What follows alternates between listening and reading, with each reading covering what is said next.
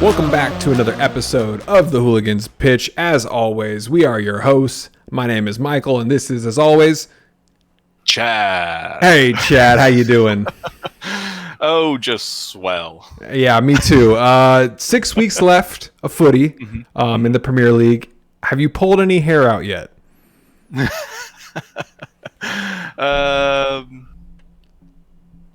Maybe not. Only because I didn't watch this week's game live. Oh, okay. Well, I was watching the table live and watching the scoreboard and everything, and I hit refresh just to see like if any yellow cards came up. And when the second goal came up for their Arsenal game on Friday, I hit the panic button for all the Gunners in our Discord and chats, and I was shocked to see that score line. So before we dive in, though, let's pop some beers. Let's get into it. I'm drinking all day IPA because it's just a good Sunday classic hydration beer. We all need it. Yeah, I got the last of my Voodoo Vice. New Belgium, of course. Sponsor us. We're waiting any day. You know, it's a nice Sunday beer as well. You know, nice light, a little citrusy action in there too. So I'll be looking for that one next time we go out. Yeah. All right. But hey, before we jump in, we've got maybe unknown to you. We have a special day to celebrate.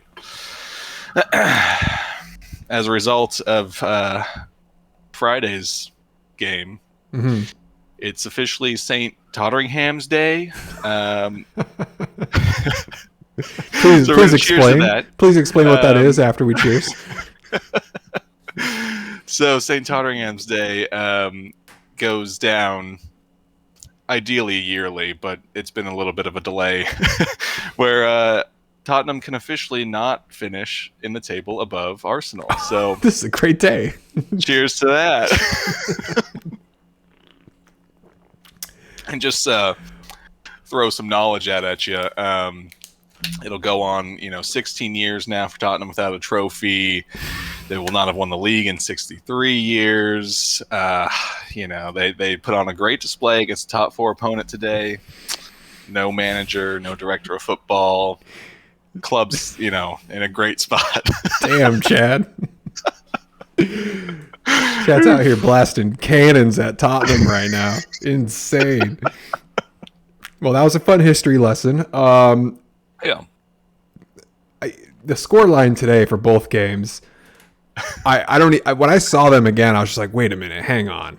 And I immediately turned both of them on. I went side by side and was just watching them both. And one game I thought was going to, actually, no, I lied. Both games I thought were going to be really close. But let's start with Arsenal, just because that was the first of the weekend, Friday afternoon. I think that game, a majority of Premier League fans were watching just because it was the only game on that day. It's a pretty good time slot. Man, let's just start with Ramsdale. What happened? It's clearly not the start you want to a game. I don't know. You watch it back a little bit, and the thing is, Alcaraz is the one who makes the interception and gets the goal. Whether by design or luck, he kind of finds himself hiding behind Thomas Partey a little bit. So I don't know if Ramsdale doesn't necessarily see him. I still don't think Ramsdale necessarily puts enough pace on that pass. Okay. I don't know. I don't know if it was just maybe wanted to be a little bit of a show of their confidence and strength of like, look, I'm going to pass it, right down the throat here at the start of the game and try and get things moving, but clearly did not work out so well. That was brutal. And when I had Who Scored open and I was looking at the time, I thought it said 7 minutes, but it said 1. And and so of course going back and watching it, like 30 seconds in, one of the fastest Premier League goals that we've seen, but clearly big Ramsdale error there that led to that. That was a brutal way to start. And then seeing, it had to be Walcott to score the second. Yeah, I mean, where was your confidence meter by that point of at least getting a point? Well, been doing it the whole season, the comebacks, especially these past few weeks, of somehow getting away with a draw, whether it's Arsenal giving up the goals or the lead, or getting it back. But Right. I mean, yeah, that Walcott goal is just, that's his kind of bread and butter goal of kind of peel off the back of the defender and run in, and certainly a very shaky start. I don't know if you caught it, but Zinchenko kind of calls a little bit of a huddle after that second goal goes in. And I've seen like conflicting viewpoints on that online. Like some people liked it, other people thought it was like not necessarily like an overreaction or something. But I think that's fine. Like, I think you give up 2 goals, 15 minutes in or whatever it is, and okay, like, we gotta get everyone back in the right mindset, kind of come back together and just kind of reset. And whether it's related to the huddle or not, I don't know, but from then on, Arsenal definitely played better. They got their first goal a few minutes after that, so I think it's fine. Like I mean, you look at Tottenham today. This is only because this happened to them and not because of St. Tottenham's Day. But if you have a little bit of a huddle of like, okay, like, chill the fuck out, like, let's get everyone back in line, and then maybe you stop some of those goals today for that Tottenham conceded. I don't know, but yeah, I think the huddle's fine, and I think it kind of woke up Arsenal a little bit after that. Like, they seemed more lively and more. Well, it kind of had to be up for it then. 2 goals down, and eventually 1 goal down. But yeah, I don't know. Well, that's a great point about Zinchenko. He's the one person on that squad who I think can voice something during a time of maybe desperation. There's only 2. Correct me if I'm wrong. Only 2 players on that team who've won a Premier League title, in Jesus and Zinchenko. So like, I'm not surprised by that at all. Maybe because of his age. Is that maybe why people are saying he's not that oldest on the team? Like, he's not. I don't know. I mean, I guess like, he's not the captain, so maybe they felt like he was overstepping or something. But I mean, you want that leadership from more than just your kind of captain's group, right? Like, especially Zinchenko and Gabriel Jesus have done this before. Like, they know the added pressure, and you got to really stay focused in these games and see them through and everything. And I think especially coming off of the previous 2 games, it's points have been maybe thrown away, I guess you could say, in those games. And it's, you don't want to get blown out here by Southampton, because that's probably more detrimental than clawing back a point. But yeah, I don't know. I didn't really understand people's issue with it, but it seemed fine to me. And I think you want that, whether it's your captain or just someone else trying to rally the troops. No, I agree. I think it was the right move to make, and obviously they got a point out of it. So I don't know what is there really to complain about. It didn't seem like Odegaard was too mad about it either. And I don't think so. I do want to just note one thing. I seen Martinelli kind of go up and get Bednarak in the air. Harry Kane special. Oh man, that was like, that one was pretty bad. They got to find a way to make sure that doesn't happen. And Martinelli he saw that he was approaching. He probably didn't know Bednarak was going to get up that high. I think that kind of caught him a little bit by surprise. But I mean, they do need to figure out some way to, officiate that kind of situation. Either, I guess it could be seen as somewhat of a soft yellow in some situations like that, but again, you just have to be more aware of the player you're going against, I guess. I'm perfectly okay if that is a yellow card, just standard. Like, if you catch someone in the air and you're not going one-on-one for it, I'm all for that being a yellow.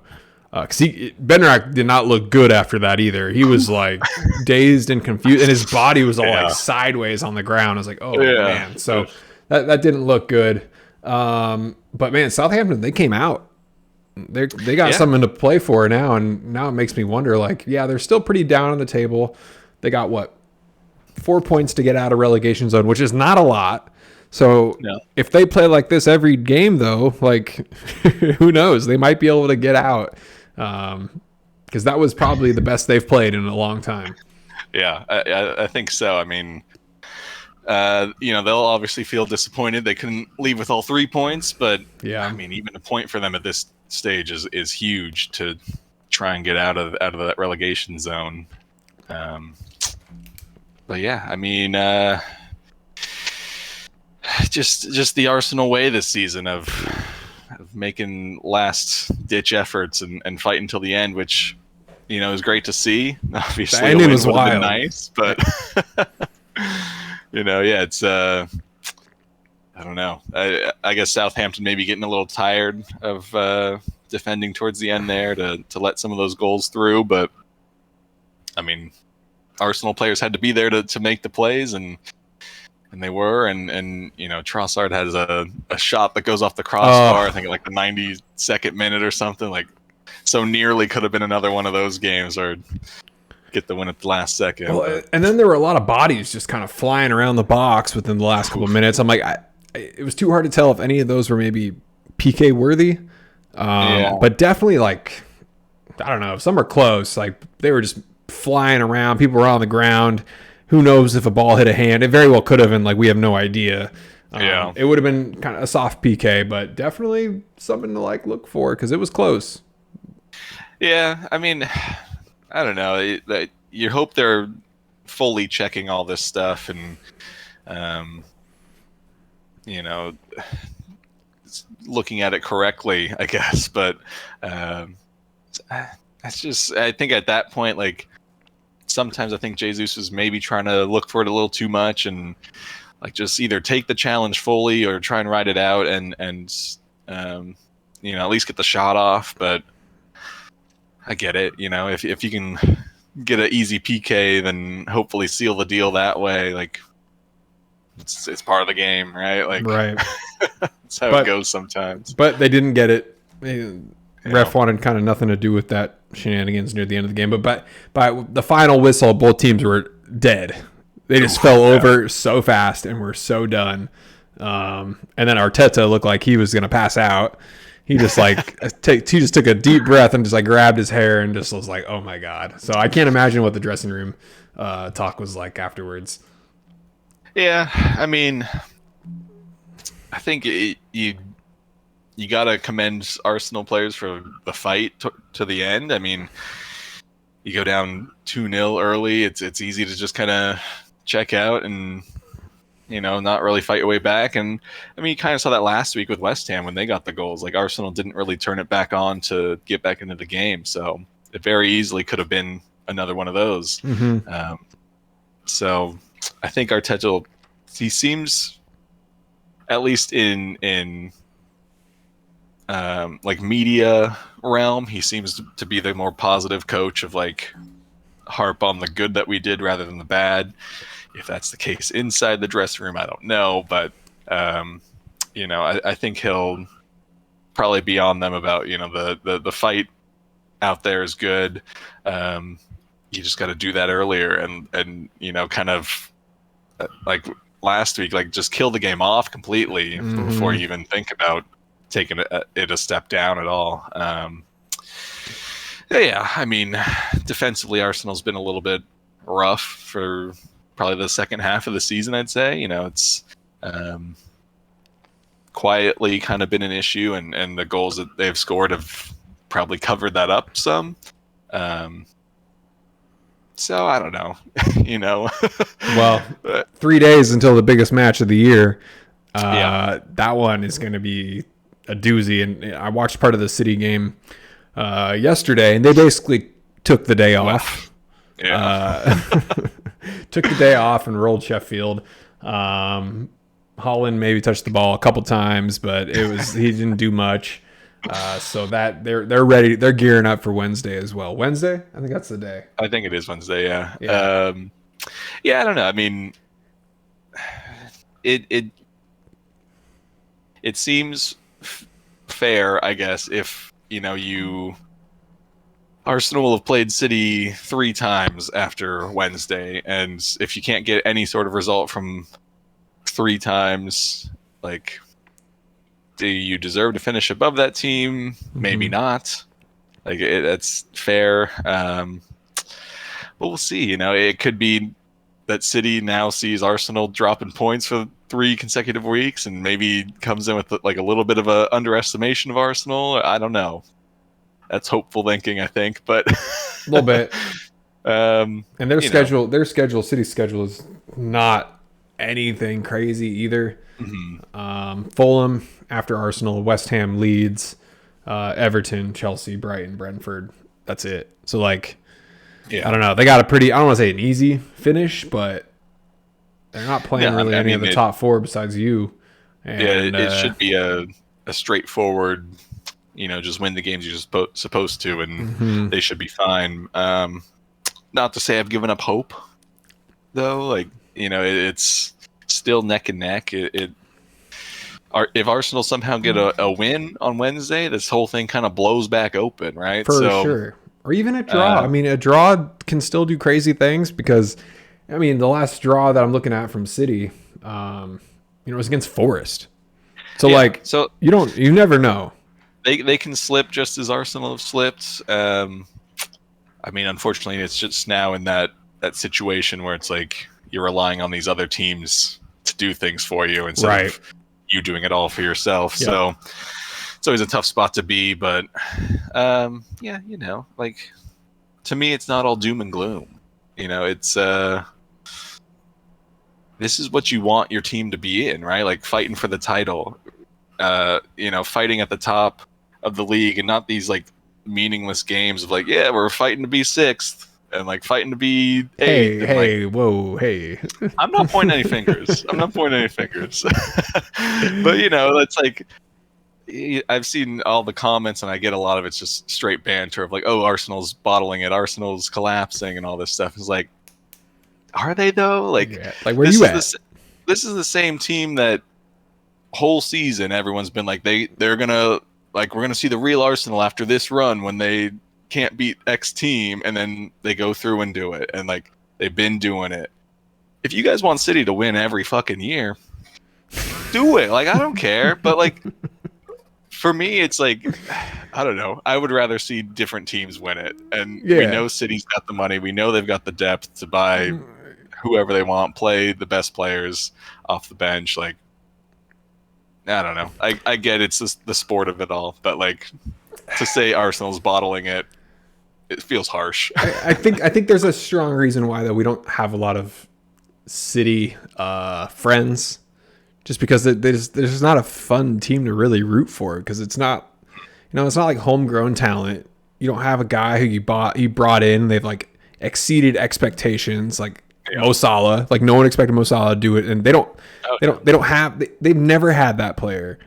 Maybe De Bruyne is close, but everyone kind of knew what they were getting. Everyone wanted him and kind of knew like he was a great player when he came in. I guess Foden maybe, but like, again, like, he's not really a star player for them right now anyway. So it's like, he goes through, he has his moments. Yeah. So I don't know. I mean, look, I'm going to shout out poorly drawn Arsenal because I bought this a few seasons ago. Yes. I've been here. I've been this fan that doesn't want to watch Arsenal at all. And I'm not that fan these days. Like, a win this week would have been great. A win on Wednesday, a draw on Wednesday will be great. I'm enjoying the ride either way. I'm supporting a team that's fighting for the title. Will it go Arsenal's way? Who knows? But you're having fun while doing it. Yeah, why not? I wish I wish more than 2 teams were kind of in the fight for the title right now. It would make things just a little more interesting. But you take the top 2 teams out, and then this 2 through 8 race is just insane. I think Tottenham's probably the worst top 6 team we've seen in a long time, and like, I think they're just going to keep slipping out. Their schedule does not get easy. Can we talk Tottenham? Did you get everything out with Arsenal? Yeah, I mean, okay, the last little bit. Yeah, yeah. Martinelli and Saka, the first under 21 players to both have 20 goal contributions since Rooney and Ronaldo. Look, the future is bright for Arsenal, regardless of how this season ends. So let's go to Tottenham. Well, I want to Tottenham tie in with kind of like everyone in that section. Tottenham play Man United next. I'm pretty sure. Which that's a game where I'm kind of they play Tottenham, Man United Tottenham on what day is that? Thursday. And honestly, I don't know who I want to necessarily win that game. You know, Man U's at 59 points and fourth, even with Castle. A draw, I think, is kind of best case scenario for Liverpool right now. But like the way Tottenham are playing, they'll probably lose. Like that's just how I see it going down, which makes top four just a little more difficult, especially because Man U is essentially down 2 games from everyone else. So like, I'm kind of trying to be as realistic as possible here. I think we're probably going to get the 5 or 6 spot. But the way Tottenham played today was so shocking. And we kind of talked about the whole Zinchenko thing. They don't have a player who's going to do that. And everyone's like, your captain's supposed to do this. Well, Harry Kane has never really done that. I know we've seen maybe like a couple clips of him being like, come on, lads. But it's so like, it feels fake almost. And I don't know. You ask Arsenal players or Arsenal fans to go watch that Tottenham game and like be like, would you rather have Zinchenko doing this or Arsenal looking like Tottenham? And like, I'm sure everyone would say, oh, I'd rather have Zinchenko talking us up for sure. than whatever they just played today, because that was some of the ugliest, unmotivated. Like Newcastle was laughing. They were laughing hysterically. At 15 minutes in, they couldn't believe what they were doing, and I was laughing too. I couldn't believe it. Yeah, it was just from front to back. Like Tottenham couldn't do a thing. It was they didn't want to put any pressure on Newcastle players. They didn't want to even really make a challenge on them. They just kind of let them do their thing for like 20 minutes, and it was game over. Yeah, game was done. Wrap it up. Every pass that went towards the middle of the field, and it was like Højbjerg getting it, and the 2 or 3 Newcastle players would collapse on him before he could even like turn around and start a dribble, and then it just led to like wide open goals. And I don't know, I don't know who to really point the finger at, so we can just do the whole team. Because this is a full team collapse. Like feels. Maybe a little too much, but like, they just no one did anything. It's so bad. They look like a bottom 5 team, and it just makes you wonder, like, do all those players know they're out next year, and they're just like whatever, like we're not playing for this squad? Like that's kind of my guess at this point, is those maybe older 28 and over players just don't want to win. I mean, look, prior to this game, you were 3 points behind Newcastle. Like you're right there in the fight for top 4, so you should be able to show up for this game. And if you lose, okay, but at least keep it close. Like at least put up a fight. It just they I don't know. They fired Conte after the Everton match. Does that sound right? Yeah, I think so. When they drew Everton, so they've won 1 and lost 2. They beat Brighton, which Brighton was kind of on fire when they beat them, but the Bournemouth loss and now this Newcastle one, that's like, things are looking grim. And now they have United, who's played pretty damn good today, Liverpool, who's finally getting their shit together, Crystal Palace, who's now all of a sudden coming alive, Aston Villa, who besides today, one of the hottest teams in England, Brentford, which had a pretty strong-ish game against Aston Villa, and then they'll end with Leeds. So I know we kind of talked about it last week, but like maybe one of those they'll win.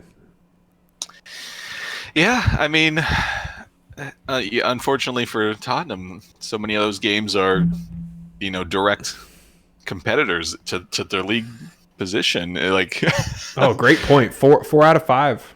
4 out of 6, you have to you have to be on your A game for all those games, and um, each one of those teams I think could really make you pay the price if you slip up again. I don't know. We'll see what happens, but I don't know. Like as I was watching this, still I'm wondering what Harry Kane is thinking for his future, right? Um, is he gonna fall for the shiny new manager Come on, trinket Harry.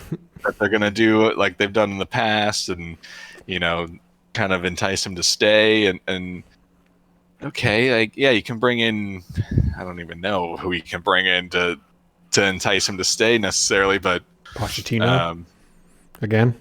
I guess, but it's just I think the loyalty to a club is commendable. Like fans want to see that. They want to see players, play for one club, be like a Messi kind of figure, and just be like Messi, Barcelona, like that is one. Which I guess you could say about Harry Kane, Tottenham, like that. Those go hand in hand, but at a certain point, like you got into any sport for the thrill of it and the victory and at a professional level to have something to show for it, like some trophy or I don't know. But I think you probably look at what Tottenham's been doing in the past few seasons, where they're kind of trending now, and I would think you're probably looking at your options in the summer and maybe trying to get out and end your career on a high note with some success. Well, it's kind of a dig at Arsenal, but not really. But Van Persie left Arsenal I to thought about him too. To go do this thing with Man U, and Yeah. he wanted to win. I'm trying. Do you know how old he was when he transferred? No, but I mean he'd been at Arsenal for a while, and it was kind of the same thing. Like from everything that has come out is just that he didn't see Arsenal moving in the direction that he wanted his professional career to go. So United was an option, and he went there, and first season there he wins the league with them. So he was 29 going on 30. So kind of the same boat. Harry's 29 going on 30 in July. Yeah. So I mean, you look at that, and you look at just the way that United's been playing, especially in this back half of the season. I think that's way more enticing than trying to stick around at Tottenham and figure out what they're going to do. So, and Man United with a player like that, they don't have any. I mean, no. not to that caliber. They try, but it's not working. Yeah. Man, Van Persie, you know how much he went for? Probably too cheap. Yeah, 24 mil. Oh, God. It's crazy. Well, that was before the transfer market completely got blown up. So yeah. But still, I feel like Inflation 24 is 24 to a league rival feels low. Yeah, that hurts. I assume Kane will go for much more than that. Probably right now, what, between 50 to 60? Probably. I mean, yeah, he's got what I think another year or two beyond. One more year, yeah. So end of his contract, but Tottenham will hold out for the highest price, especially if it's going to a league rival. So yeah, and I mean, it feels like a Haaland deal, right? Where it's like he went for 60, regardless of what other external fees may have gone on, and that feels like a price that everyone should just throw their hat in the ring and see what happens. Might as well. Yeah. But I mean, hey, we didn't even talk about the goals in that game yet. So,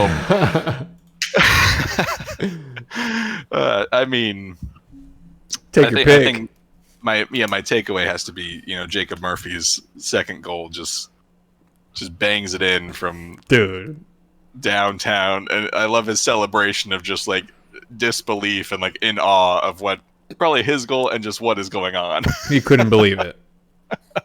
That was an awesome shot.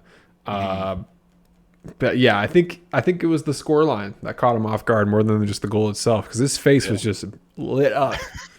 So happy. Maybe happy's not even the right word. Just I don't even know how to describe it. It's like I just made that. It just, I don't know. It was just, it was such a weird hit too. Like it was a cross goal from far out. Like Hugo probably should have been able to get to that. I don't know if he saw it late or something, but I mean, damn, what a strike. Yeah, it didn't make a whole lot of sense. Hugo got subbed out at half. Yeah, you think he was actually injured, or is this like we're just changing things up? I think it was a injury prevention move because this game was over. Honestly, like what they weren't coming back. They might as well save him since he's been kind of hurt this season. But wow, that was they drew the second half, so there you go. See? Look for the positives in this game. They turned it around. Yeah, no, that was pretty ugly, but it opened the doors for Liverpool because they finally got their redemption victory over Forest. Still pretty sketchy. Of course. Oh man, what a weird game that was too. I watched it this morning, and I'm so happy we got the win, but it still was kind of sloppy.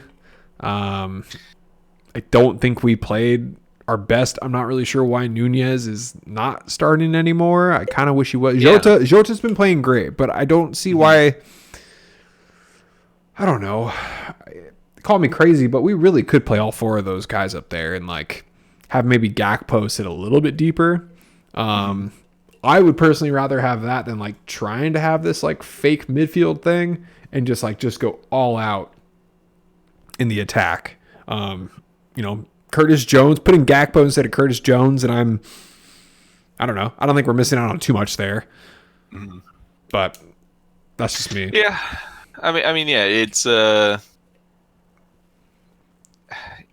not a comfortable win, but like certainly wasn't the worst we've seen Liverpool look this season. Yeah, I mean, that first goal is pretty harsh deflection. Like, that's a tough one to give, but Jota. I'm gonna pause you right. Did you see the Nico Williams goal? And then I can't remember who came over to him, but I thought they kissed. I swear. Oh yeah, it was such a weird. That was such a face grab thing, but then we got like really close and it got so close. I was like, well, damn, okay, do what you got to do. But... I feel it. And Nico didn't want to celebrate in front of the crowd too, so shout outs to him. Thanks. I really don't care if you do or don't. But as long as it's not an Abadiah run across the pitch, like it's the greatest goal celebration out there. I mean, I don't know. I would think you'd want to get Nunez on the pitch as much as you can. Like he is kind of the only like true striker that Liverpool have right now.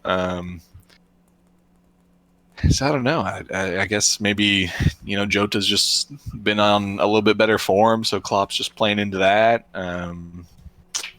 Which is fine. He's scoring left and right. It's not like it's a bad thing having him in. Another 2 goals. Yeah, 4 in his last 2. I'm okay with that. But yeah, there's not really too much to say about this game. Just the fact that Tottenham's dropping, we're starting to climb. I don't know. I think we got a pretty good shot at kind of busting in that top 6. We have one more game to go. Say we win it, we're at 53 points even with Tottenham, and then we're only 6 points down from Man U, even though they got 2 to go. Pretty good place to be in, considering our last month was pretty shaky. Yeah. So I don't know.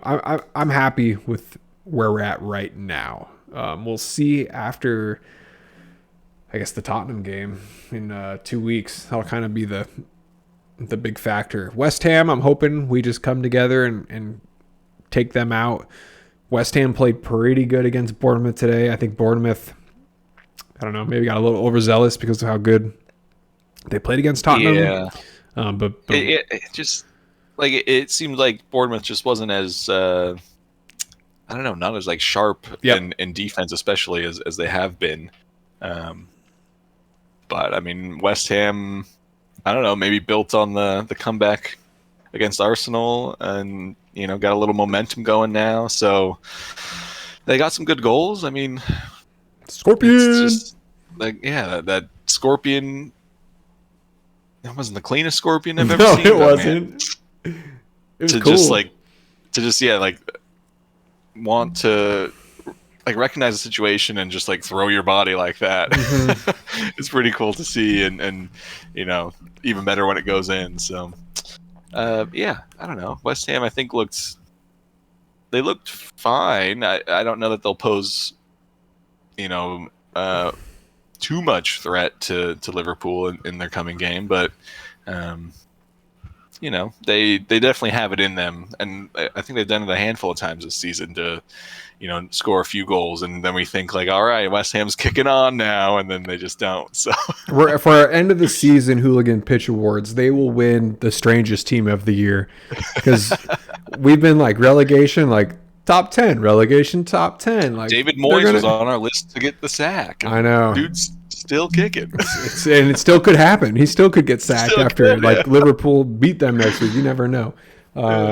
Yeah, them and Leicester probably are my two teams. So I'm just like, what is happening here? Yeah, very strange. So, and then Leicester beating the Wolves, and the Wolves have been on fire lately.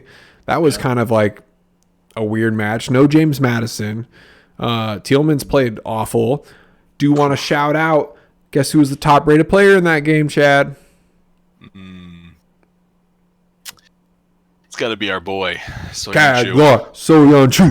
He was top rated player, 7.6. 7 clearances, 2 blocks. He played great. Why had this guy just not been playing all season? Brendan Rodgers is crazy. No sense. He was on the shit list just forever. Ever. Yeah. It never made sense. I mean, we've definitely like talked about that, so I feel like we are like vindicated now. Oh, yes. We were right. Soyeon-Chu homers. He is no longer last place in our league for points. Wouldn't be surprised if he jumps Ronaldo next week. So Soyeon-Chu greater than Ronaldo in the last couple weeks of our season. It's pretty sweet to see. Yeah, that game was weird too. Saw wasn't really on it. He got his early yellow. I mean, it's like that. Played some mind games with him. Keeper's got some yellows this weekend. We saw another one for Fabianski. I don't know. It's just keepers.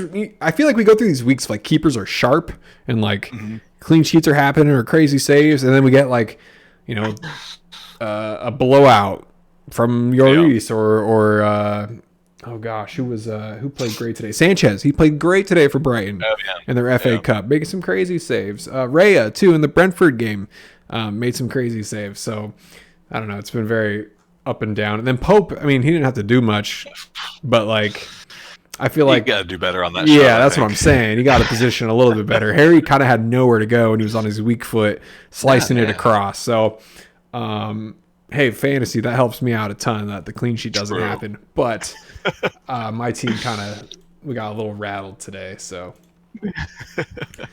I will be falling in the standings. Yeah, I don't know.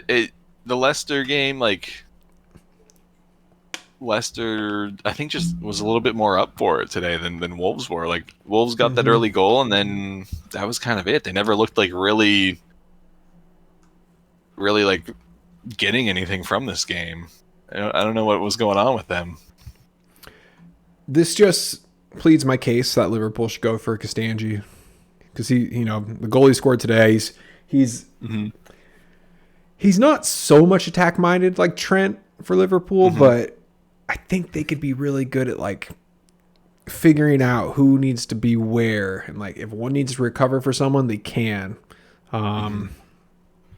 This did just pop into my memory really quick here, and I'm sorry, I'm going to revert back to the Tottenham game. But did you see the news article regarding Conte and what he said about Tottenham's defense? about going to like the back four. Oh yeah. He Yeah. said we won't be doing back four. We're sticking with the back threes. Like, trust me. And if we lose on it, like, you have receipts. And boy howdy, look at them just getting blown up in the back. So that was just a quick revert. But I bet Conte is sitting giggling right now because he's just like, I told you so. He's throwing his 15 million or whatever his payout is, and like, I told you. With his $100 bills. Exactly. Yep. Did you catch the FA Cup games? I jumped in kind of right at the end of regular time for Brighton and United, and then watched all of extra time and the penalties. But I mean, man, I was really rooting for Brighton. Me too. Me too. And it had to be solely March to miss that peak. I just knew. I was like, it's gonna be my. I got nervous. I got nervous when Dunk went up. I was like, this is gonna hurt. Like, well, the way the commentators were talking about Dunk is like, boyhood hero of Brighton for 15 years. He's like, he wouldn't let his club down, would he? And I was like, oh, dude, they built this up way too much. Way too much. Yeah. But Sanchez had some good hands on balls. I thought he was going to maybe save at least one. And then De Gea, he just kind of sucks at PKs. I think that's kind of just always been a trend. And do you see, like, in between all the kicks, he's like really studying, presumably where, the notes of where the Brighton players are going to kick. It's like, I think he should be instinctual at this point. It ain't working. Yeah, right? Like, it wasn't just like a quick glance of like, oh, Dunk, this side. Okay. It was like who are you? Okay. You do this? Okay. Like a real study of it. And it's just like, come on, man. Like, if you got to study that hard, you're probably not saving anything. I've always wondered too, like, what would stop the opposing keeper from going over to that water bottle when De Gea is like setting up for his PK? Like, I know it's kind of unsportsmanlike, but at the same time, like, it's not against the rules.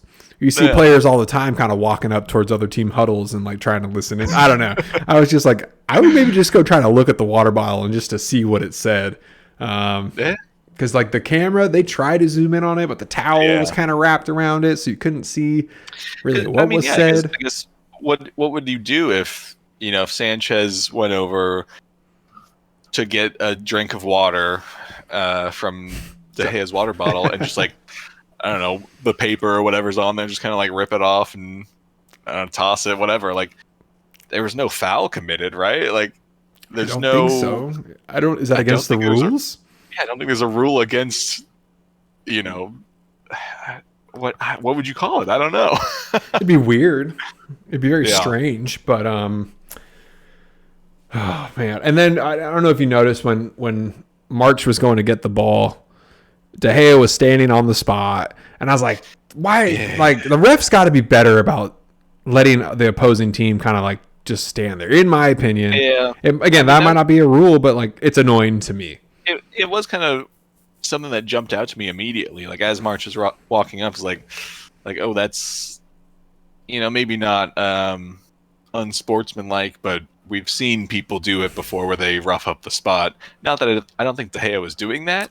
But I think, the ref should step in and be like, there's a circle around here that you are not going to go in. Yeah, why can't he just draw a foam circle, or like a half circle or something? I don't know. It's very bizarre how anyone can just go up to that spot. And like De Gea was brushing it with his foot. It looked like he was like trying to clean it or something dumb like that. Which like clean the spot, sure. But I don't know. That was a strange one.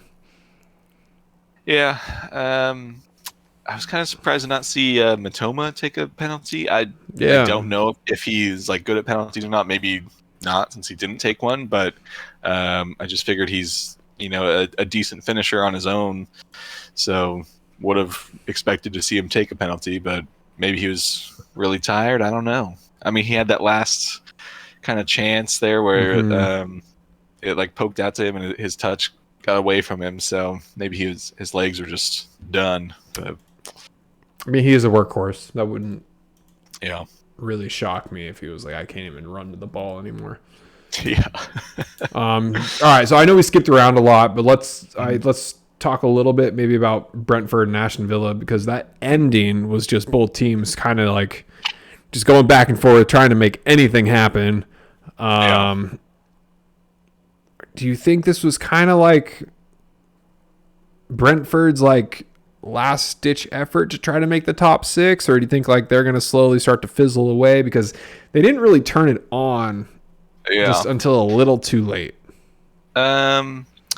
I don't know. It seemed like both sides were just kind of snatching at the chances, like not really trying to set anything up, not really looking for a good window, just instant something open, just it reminded me of a Leeds game, to be honest. Yeah, had that feel for sure. I don't know. After watching all of it, I think Brentford maybe were just trying to kind of just stabilize a little bit because they've been on this little bit of a downturn.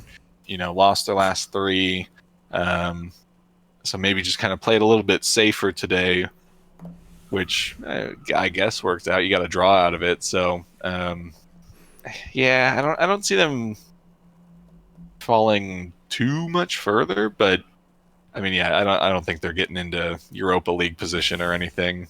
Not anymore, especially with Fulham passing them, which 2 wins in a row for Fulham. That's a surprise. But they held Ollie Watkins scoreless. Maybe that was the true goal.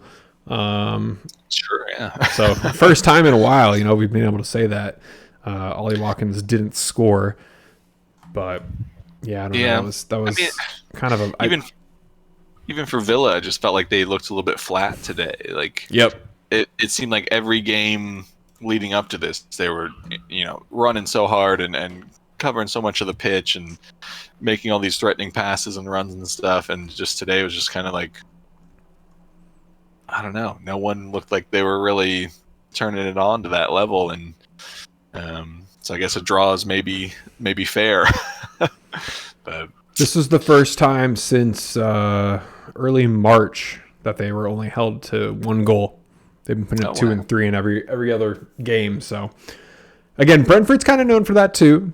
Brentford is a well organized back line that doesn't let teams score on them a whole lot. But I expected Villa to win this game, and they just too little too late near the end, and kind of back and forth sloppiness, just couldn't get it done. Well, hey, that only helps Liverpool. I know. It's like perfect. Like a lot of things helped Liverpool this weekend, despite the strange score lines. And then Palace and Everton, I guess that's kind of a win for Everton here. Their backline backline again was kind of crazy, but they stopped a hot Palace. Like we saw a lot of teams like I feel like peak last week, and now like this is like we hit like a plateau a little bit here.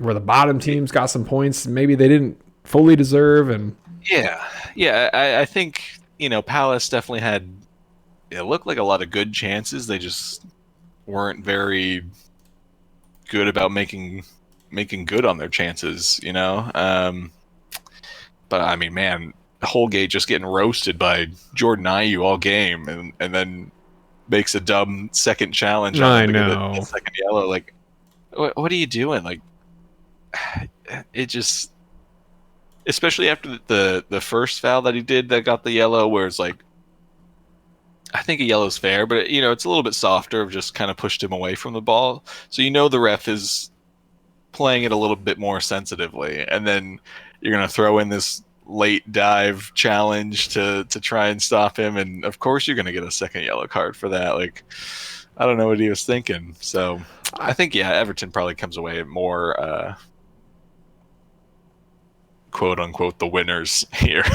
No, definitely. I mean, we're in the bottom 4 or 5. Like, if you can get a point, you're all right. But the thing with Holgate is I don't think he's fully maybe just mentally ready for these games, because he had a big injury that stopped him from coming in. He's played 2 games since March 1st, this being his second.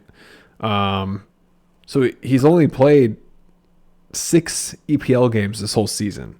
So, I don't think his mind is very well adjusted to what's going on with the team. I think he's just a little, I don't want to say confused, but just not ready, not up to speed yet.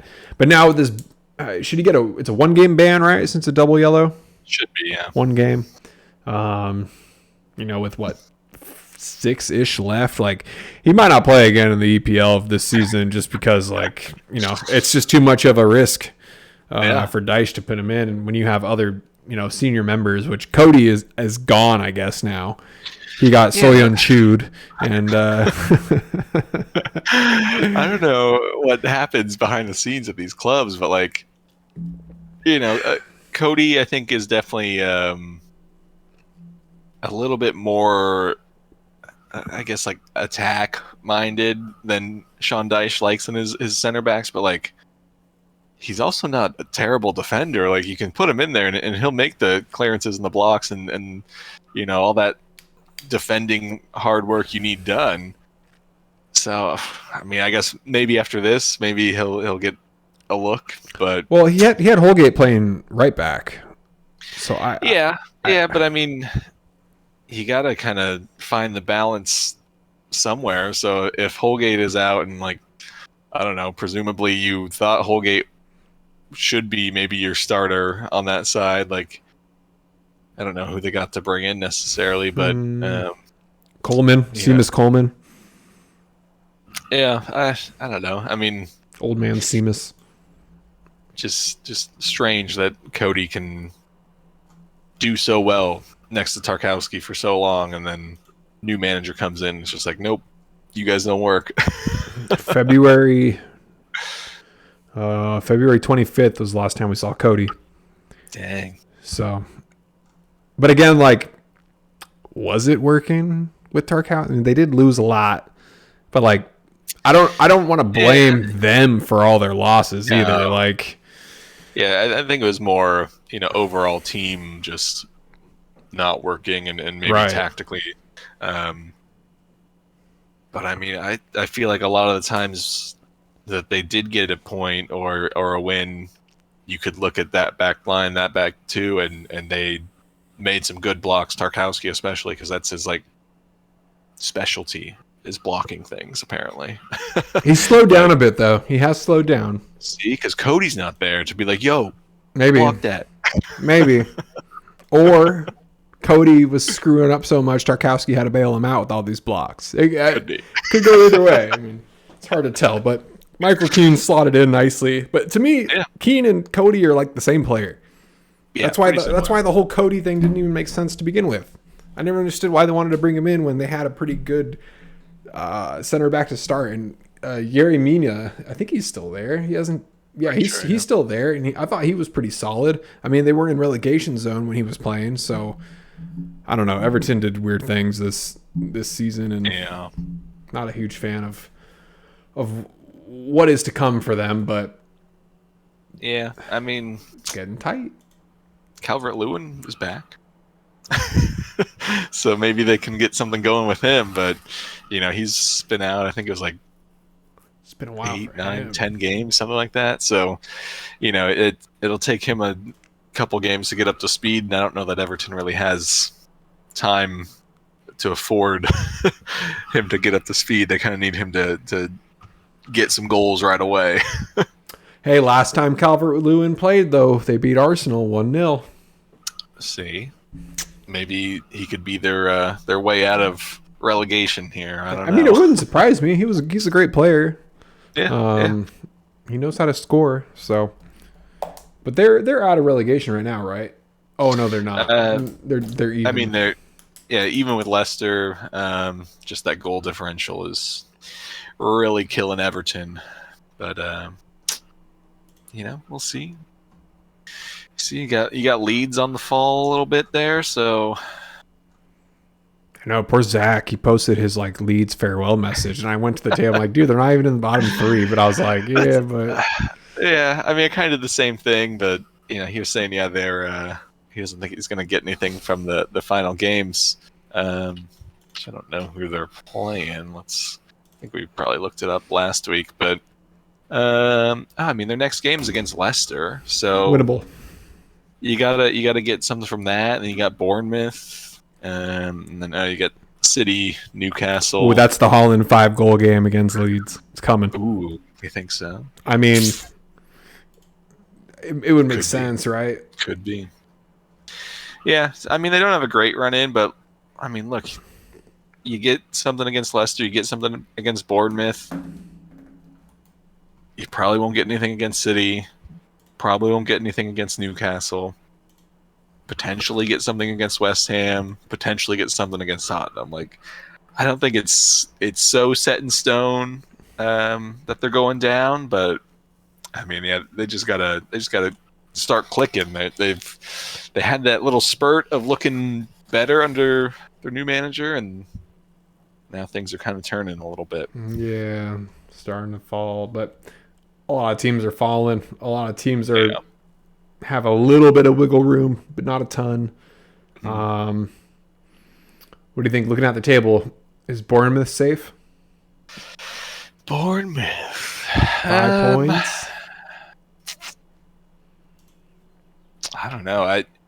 Before today's game, I would have said yeah because they had been playing pretty well, but then today they looked bad. Like they looked at the beginning of the season. Um, let's see who they got.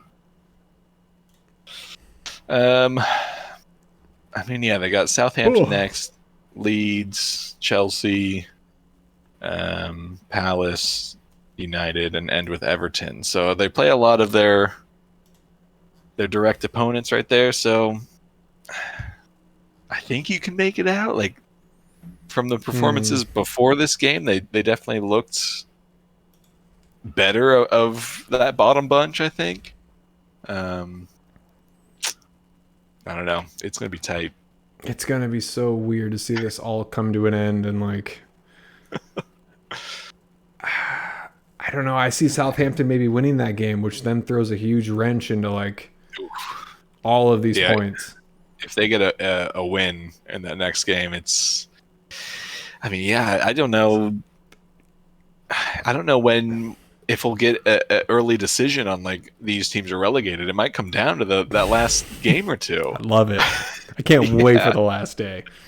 Yeah. It's so nice. No honor guards. That would be the goal this year. I don't want to see anyone do any honor guards.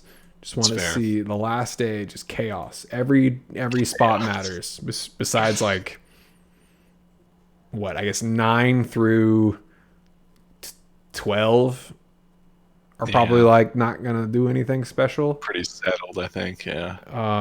I did see crazy rumors. Chelsea didn't play this weekend, but it was like if Chelsea loses the next 3 games, like they could be in relegation. I'm like, that would be crazy. I was like, that's a clickbait article, but like, would love to see it. Oh yeah. Could you I mean, imagine? Whew. just the more and more you hear about what's going on at Chelsea, it's a glorious downfall. Ridiculous. Kind of bummed they didn't get to play this weekend. I know. Tottenham took the spotlight. Tottenham said, "Look, We'll you guys got handle the it. weekend off. We'll take it. We'll take it all." We will continue the banter. All right, the only game we really didn't focus on too much was Fulham and Leeds. Again, it was Fulham and Leeds. Nothing too fancy happening over there. Should we get into our nominations? Is there anything you want to talk about that game? Not really. I mean, yeah, from what I saw, Leeds just looked a little bit sloppy in defense. You know, both goals are kind of people aren't marking anyone, and Leeds player runs in and is free. So there you go. Or a Fulham player, but it's kind of just been the way the season has been going, and no Mitrovic again. So it's like, is this team better off without Mitrovic? That being Fulham, it's like kind of makes you look at it.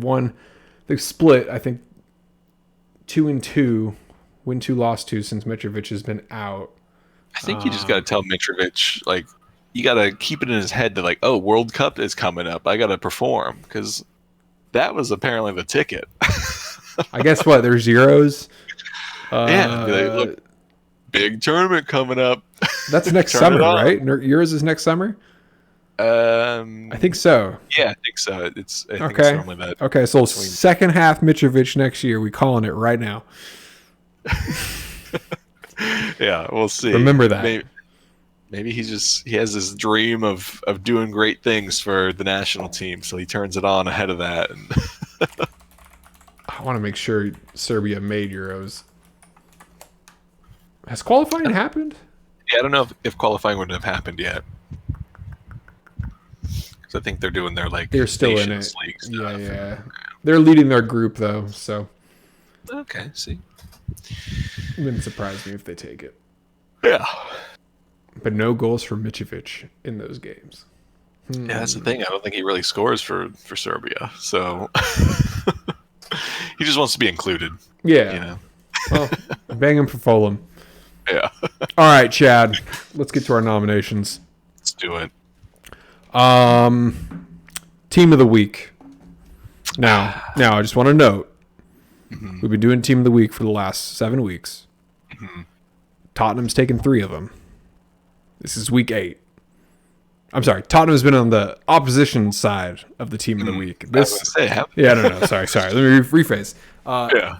Does this mark number 4 for Tottenham being on the opposition? Because my nomination is Castle.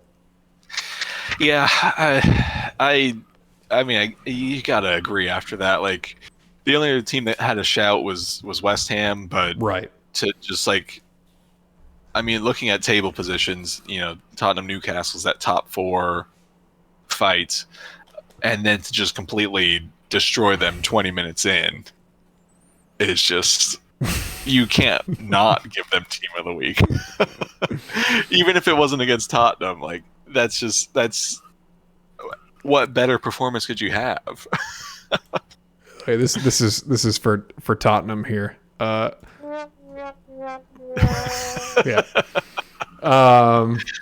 If Arsenal would have played anyone else but Southampton, I would have given them a shout. But because they were playing the team the furthest away from them in the table, you don't deserve Team of the Week trying to come back from them. So I'm all for Newcastle putting on their 5 goals in 20 minutes, showing Tottenham that we can have fun and laugh at the same time. Yeah, because that's what teams do against Tottenham now. Well, I hope we're joining them in 2 weeks. I hope I don't eat these words, but I'll be a really sad camper if we lose to Tottenham a week from now. Yeah, if that happens, then something horrible has happened. It's like, I don't know. You don't even necessarily need a 6-1, a 7-0, any of that, but like it should be an easy, straightforward win. Just a win. We have the confidence and motivation on our side. Okay, Team of the Week complete. Player of the Week. Now this is a little tougher. Not a whole lot of standouts, but there was a couple in there. I do want to shout out Jota. Yeah. 2 goals, providing the essential 2 that kind of got Liverpool back in it. You know, not the game winner, but we needed those 2 for sure. Not saying we didn't. And he's been playing really good as of late. So coming back from injury, didn't get his World Cup moment. Now he's showing up for Liverpool, kind of in a time where we really, really need it. True. He definitely earns my nomination. But I do want to shout out Murphy from Castle because he got 2 goals as well. One, he was smiling and laughing. Complete awesome banger of a goal in his second. This is kind of a toss-up for me. I'm trying to go non-biased here, but this is really close. Yeah, I had the same, and both the 2 goals. So then I was looking at like shots on target. Jota had 3 shots compared to Murphy's 2. I think I'm leaning Jota in this just because like it was 2 vital goals where Murphy, not to discredit what he did, but you could take away his 2 goals and it was still a comfortable win. So I think Jota probably gets my nod here. I am perfectly okay with that. I do want to note, though, this was Murphy's first goal since October 8th. So he's not a goal scorer. Yeah. He rarely scores. This is his 4th goal for Castle. But I'm happy Jota getting it, considering Castle just took Team of the Week. And who knows, maybe Murphy might win another category here. Goal of the Week, I'll let you say your nominations. Well, yeah, of course, Murphy's second goal. I mean, we already kind of talked about that. Yep. Of course, Fornals with the scorpion kick. Yep. You love to see it. The only other one that really stood out to me was Odegaard's goal, Mm-hmm. because it was just a pure like Fucking I'm putting the team on my back, curler. like a frustration, just like I'm shooting, I don't care, and nice little curler from top of the box. I like Salah's third. I thought the third goal in that game. I that was thought pretty Salah's sweet, was good too. Not winner, but like definitely deserves a shout. Yeah, that's about it. There wasn't any like anything too crazy this week.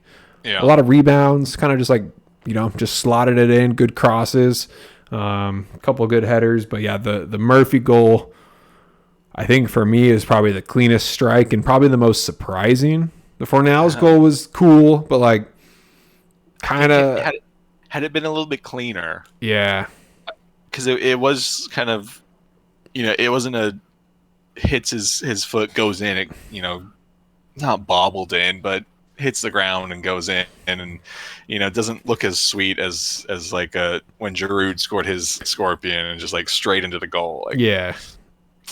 So I'm kind of with you on Murphy getting the goal of the week, because that's just such a clean strike and from so far out, and it's just it was a banger. It was a banger, absolute banger. Yeah, I'm happy with it. We got to see Tottenham fall apart in our Instagram reels again. Man, we gotta get a Tottenham fan on here just to like maybe, I don't know, give us a different mindset. The only one I knew I haven't heard from him in years. That's true.